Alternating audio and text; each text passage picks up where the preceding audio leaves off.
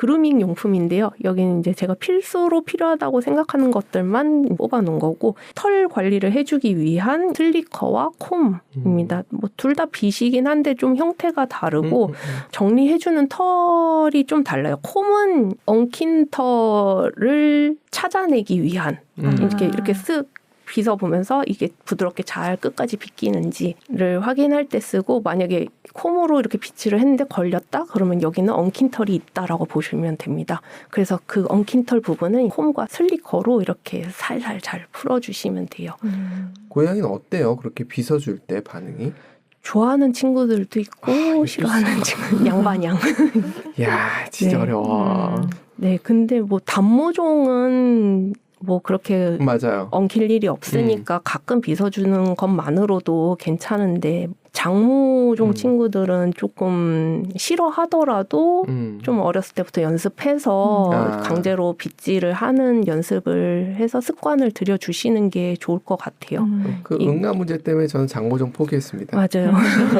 장모종인데 빗질이 안 돼서 엉키기 시작하면은 고양이도 아프고 이제 피부에 들러붙는다고 해야 되나? 그래요? 네, 들러붙어서 피부를 상하게 하기도 하고 엄청 아프기 때문에 그렇게 되기 전에 하루에 한 번이든 뭐 이틀에 한 번이든 정해서 빗질을 해주시면 좋을 것 같아요. 내가 저런 걸 좋아하는 사람이 고양이를 키워야 서로 스트레스가 없겠네요. 네, 그렇죠.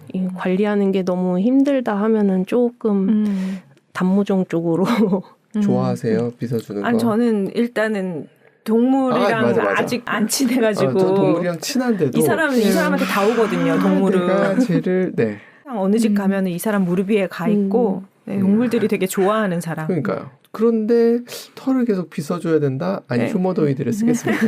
환절기에는 내가 싫어도 빗어줄 수밖에 없어요. 털이 엄청 나오기 때문에 내가 먼저 빨리 빗어서 날리기 전에 정리를 해줘야겠다라는 생각이 드실 겁니다. 자동기계가 필요합니다. 네. 그리고 이제 발톱깎이랑 치약 칫솔이 있는데 애들이 스크래처를 열심히 하면은 이 발톱이 탈각이 되면서 고양이 발톱이 양파 껍질처럼 되어 있어요. 이렇게 여러 겹으로 되어 있어서 이렇게 한 겹씩 떨어져 나갑니다. 그래서 이거를 스크래처를 통해서 이 탈각을 시키게 되는데 그래도 이 집에 있는 친구들은 대부분 탈각이 되지만 끝이 엄청 뾰족하기 때문에 끝에만 이렇게 살짝 잘라주시는 게 서로의 안전을 위해서 좋아요. 그래서 발톱깎이를 넣어봤고요. 근데 발톱 깎는 게 쉽지 않은 아이들도 있습니다. 그러니까 성격 따라. 네, 그래서 뭐 병원 가서 깎아야 되는 친구들도 있고 저희 집 고양이는 그냥 안나서 이렇게 바로 깎을 수 있기도 하고 그것도 고양이 차이가 많기 때문에 해봐야 될 게 되게 많네. 네, 얘랑 호흡이 맞나. 보호자님이 계속 노력을 많이 하셔야 돼요.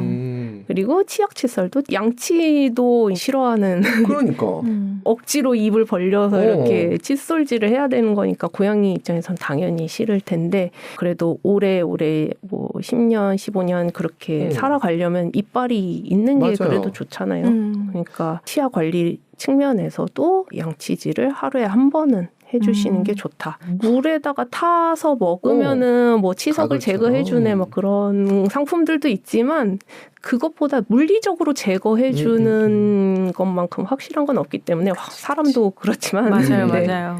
하루 한 번씩 저녁에 양치질 해주면서 이빨 상태 체크하고 전날이랑 다른 건 없는지 그런 거는 관리적인 측면에서 해주시면 좋을 것 같아요. 야생 고양이는 그럼 어떻게 되는 건가 하는 생각을 항상 해보게 돼요. 인간들 같은 경우는 사실 과거에는 수명도 짧았고 했기 때문에 이가 한 40, 50 이 정도 되면은 그때는 양치를 제대로 못했을 테니까 거의 빠졌을 것 같거든요. 네. 근데 고양이들도 그럴 것 같다란 말이에요? 먹는 게 달라요. 야생의 고양이들은 풀도 뜯어먹고 쥐도 사냥해서 가죽부터 뼈까지 다 딱딱한 것들을 씹어 먹으면서 이 어떻게 보면 자동적으로 이물질을 제거를 할 수가 있는데 집에서 키우는 아이들은 사료를 먹잖아요. 거기에 탄수화물도 많이 있고 하니까 야생 친구들보다는 치석이 쌓이기도 쉽고 그런 것 같네요. 우리도 예전 어른들은 식이섬유를 많이 먹어서 양치에 상대적으로 덜 해도 됐다라는 얘기를 들은 적이 있거든요. 풀뿌리라던가 그런 거를 먹으면 그렇죠. 자동으로 네. 양치 그러니까. 효과가. 치실 효과도 있고. 네. 필수의 마지막 항목으로 병원 검진을 넣었는데요. 이거는 고양이 데려오자마자 갈 필요는 없지만 장기적으로 봤을 때는 이제 정기적으로 병원을 가주시는 게 좋다. 예방접종 1년에 한 번씩 예방접종을 시켜주셔서 미리 큰 병을 막아주시는 게 좋고 심장사상충 예방이라고 해서 모기한테 옮는 심장병이거든요. 심장사상충을 가지고 있는 모기가 고양이를 물어서 그 알을 고양이 몸에다가 옮기면 그 안에서 부화를 해서 고양이 심장에 벌레가 가득 차게 되는 병이에요. 그래서 치료약이 없어요. 이건 강아지도 걸릴 수 있고 네. 이 아이의 면역력에 맡길 수밖에 없기 때문에 예방을 해주시는 게 매우 중요합니다. 그래서 고양이는 그렇게 외출을 하지도 않고 하긴 하지만 집 안으로 모기가 들어올 수도 있고 해서 심장사상충은 주사가 아니라 이렇게 발라주는 거거든요. 그래서 목 뒤에 피부에다가 발라주는 약이어서 병원 가서 하셔도 되고 아니면 약을 사서 집에서 직접 해주셔도 되고 그리고 그 외에 건강검진은 어릴 때는 괜찮은데 조금 나이가 들면서부터는 건강검진 1년에 한 번 정도는 해주시는 게 좋아요. 그래서 기본적으로 건강 상태가 어떤지 아니면 뭐 이 아이 심장 형태가 괜찮은지 특정 품종에 있어서는 심장병 질환을 유발하기 쉬운 품종들도 있거든요. 그래서 그런 검진을 통해서 미리미리 컨디션을 예측하고 나빠지지 않게 관리를 해주시면 좋을 것 같습니다. 고양이 전용 DNA가 나오겠네요. 이미 있어요. 있어요? 있어요. 네. 입안에 상피 세포 그거를 채취해서 보내면은 유전자 이렇게 분석해서 결과 나오고 제주도에 피펫인가 그런 업체가 있습니다. 거기서 유전자 검사 해주시는 곳이 있더라고요. 네네. 위생용품에 대한 선택 사항인데요. 공기청정기. 이거는 약간 인간을 위한 선택이죠. 네네. 날리는 털들을 포집하기 위해서 공기청정기 사용하실 수도 있고 청소기는 뭐 어떻게 보면 필수인데 웬만하면 선 있는 유선 청소기를 추천드립니다. 무선 청소기로는 꽤 한계가 있기 때문에 하나들이 힘이 약하죠. 네, 맞아요. 그래서 몇 달도 못 가는 것 같아요. 제가 경험했을 땐 무선 청소기는 한 몇 달 쓰면은 이게 힘이 딸려서 힘도 딸리고 네, 이게 안 돼가지고 결국에는 저희 집은 유선으로 바꿨거든요. 무선을 쓰다가 그래서 청소기 좀 튼튼한 놈. 그래서 파워풀한 보통 맞아요. 사무실에서 없어요. 그리고 소독수도 있는데 이거는 뭐 배변 실수해서 어딘가 했을 때 이렇게 뿌려서 냄새 제거하면서 닦아줄 수 있는 아니면은 앞에서 했던 그루밍 용품들 같은 거 쓰고 소독수에 조금 소독시켜서 살균해서 쓰는 것도 용도의 하나입니다. 네. 그리고 돌돌이도 어떻게 보면 필수인데요.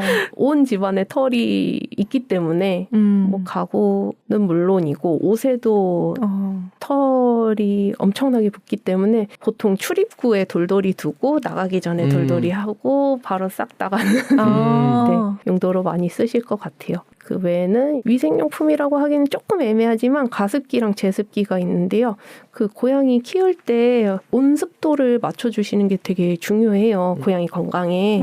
그래서 한 40도에서 60도 사이에 습도를 유지해 주시는 게 좋아서 가습기, 제습기도 넣어봤습니다. 네. 그 외에 기타 그루밍 용품을 보면은 클리퍼, 뭐 일명 바리깡이라고 하죠. 이제 장모종 친구들에게 필요한 항문 주변을 이제 깎아주실 때나 아니면 발바닥 털 정리해주실 때 사용할 수 있고요.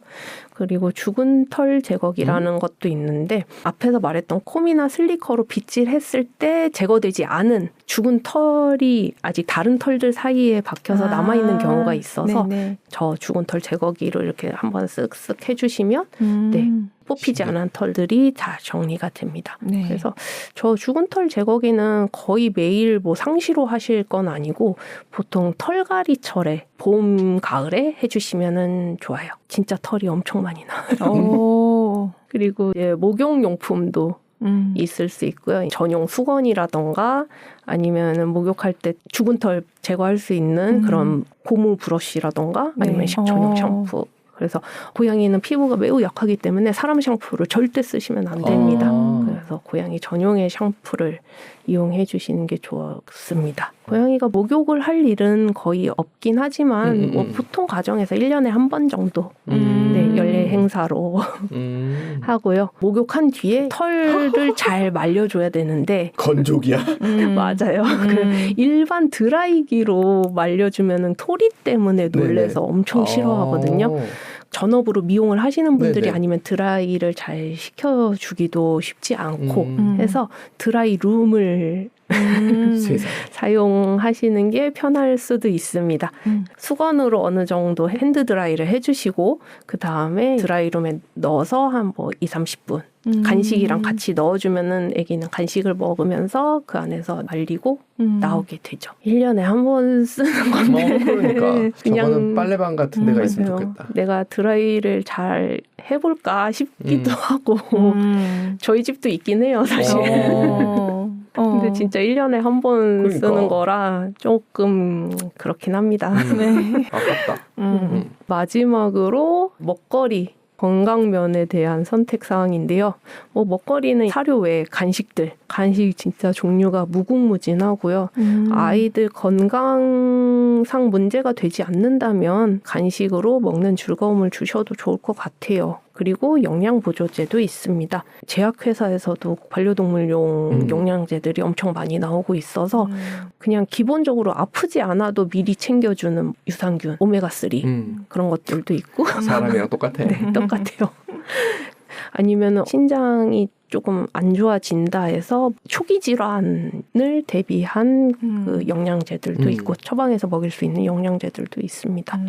요새는 동물 건강보험도 엄청 잘 나오고 있는데요. 어린 개체를 뭐 데리고 오시는 경우에는 보험도 괜찮은 것 같아요. 요새는. 근데 조금 나이 많은 친구들은 그냥 적금을 드시는 게 좀 더 낫다. 그래서 저희 집 고양이도 보험 가입하려고 했더니 10만 원이 넘더라고요. 월. 나이가 있다 보니까. 어린 고양이 경우는 제가 알아봤을 때 한 2-3살 그 정도면 한 3-4만 원 선에서 또 있는 것 같아요. 그래서 그런 부분은 조금 살펴보고 고려하셔도 좋을 것 같습니다. 네.